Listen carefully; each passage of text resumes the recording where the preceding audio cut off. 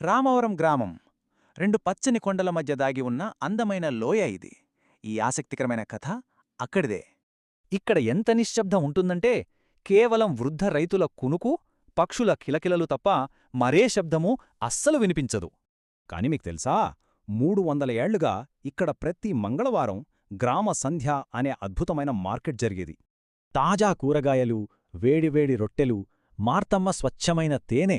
ఒకప్పుడు ఈ ప్రాంతమంతా భలే సందడిగా ఉండేది. అయితే కేవలం 5 కిలోమీటర్ల దూరంలో ఒక కొత్త రోడ్డు రావడంతో ఈ ఊరి రూపురేఖలే పూర్తిగా మారిపోయాయి. జనం పట్నాలకు వెళ్లారు. యువతకు వ్యవసాయంపై ఆసక్తి తగ్గింది. చూస్తుండగానే మార్కెట్లో కేవలం 3 దుకాణాలు మిగిల్లాయి. 52 వ్యాపారం చేస్తున్న వృద్ధ థామస్ ఇప్పుడు పనిలేక ఖాళీ చేతులతో తన దుకాణం ముందు విచారంగా కూర్చున్నాడు.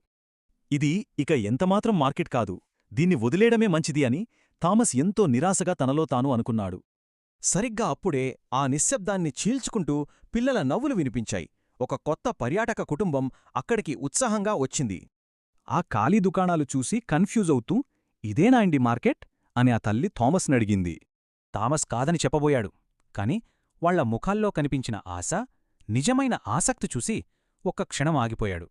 అవునిదే అంటూ చప్పున పైకి లేచి, దయచేసి నాకు కేవలం 10 నిమిషాల సమయమివ్వండి అనడిగాడు. అంతే, థామస్ వేగంగా పరిగెత్తాడు. ముందుగా ఊరి చివరనున్న మార్తమ్మ ఇంటికి ఆత్రంగా వెళ్లాడు. కస్టమర్లు వచ్చారని విని ఆశ్చర్యపోయిన మార్త వెంటనే తన స్వచ్ఛమైన తేనె సీసాలను, తాజా పూలను హడావిడిగా సిద్ధం చేసింది. తరువాత యువరైతు డేవిడ్ దగ్గరకు పరిగెత్తాడు. అతను వెంటనే స్ట్రాబెర్రీలు, ఆలుగడ్డలతో ఒక బుట్టను వేగంగా నింపేశాడు. చూస్తుండగానే ఈ వార్త ఊరంతా పాకింది. బేకర్, చెన్, పాల్సన్ ఇలా అందరూ తమ వస్తువులతో అక్కడికి పరుగెత్తుకొచ్చారు. నిజంగా ఇదొక అద్భుతం. సరిగ్గా 20 నిమిషాల్లో ఆ ఖాళీ ప్రదేశం రంగులమయంగా, మహాకోలాహలంగా పూర్తిగా మారిపోయింది. వచ్చిన కుటుంబం ఆశ్చర్యపోయింది. పిల్లలు ఎంతో సంతోషంగా తాజా స్ట్రాబెర్రీలు, తేనె, వేడివేడి రొట్టెలు కొనుక్కున్నారు. సూపర్ మార్కెట్ కంటే ఇది చాలా భిన్నం, ఇంత తాజాదనాన్ని మేమెక్కడా చూడలేదు అని ఆ తల్లి ఎంతో మురిసిపోయింది. వాళ్లు ఆనందంగా వెళ్తుంటే ఇన్నాళ్లు థామస్ గుండెల్లో ఉన్న ఒక పెద్ద భారం గాల్లో ఆవిరైనట్లుగా అనిపించింది.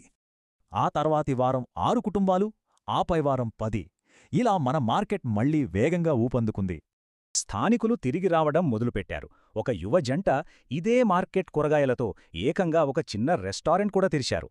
3 నెలల తరువాత చూడండి, ఈ సాయంత్రపు మార్కెట్ కొత్త దుకాణాలతో, స్వచ్ఛమైన అనుబంధాలతో అద్భుతంగా కలకలలాడుతోంది.